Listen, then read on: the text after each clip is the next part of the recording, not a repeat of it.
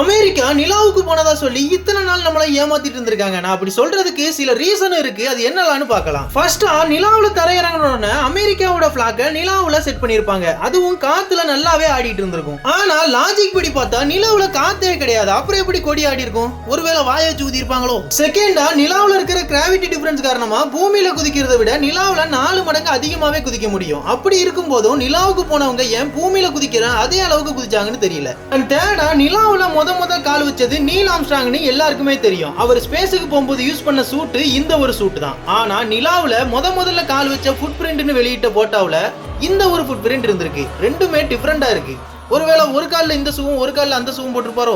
And லாஸ்டா மூன்ல spaceship land ஆகிற மாதிரியான ஒரு வீடியோ ஒன்று வெளியிட்டு இருப்பாங்க. அந்த வீடியோவில் ஒரு பிரச்சனையும் இல்லைங்க. அவங்க லேண்ட் ஆகிறதுக்கு முன்னாடி அந்த நிலாவுல இருந்து அவங்க வீடியோ எடுத்தது யாரா இருக்கும்? ஒருவேளை நிலாவுல வட சொல்ற பாட்டியா இருக்குமோ? நிலாவுல ஏதாவது மர்மமான விஷயம் இருக்குங்கிறது போய் இப்போ நிலாவுக்கு போனதே மர்மமான விஷயம் ஆயிருச்சுங்க. இதை பத்தி நீங்க என்ன நினைக்கிறீங்க? அமெரிக்கா நிலாவுக்கு போயிருக்குமா போயிருக்காதா? மறக்காம கமெண்ட் பாக்ஸ்ல சொல்லிட்டு போங்க.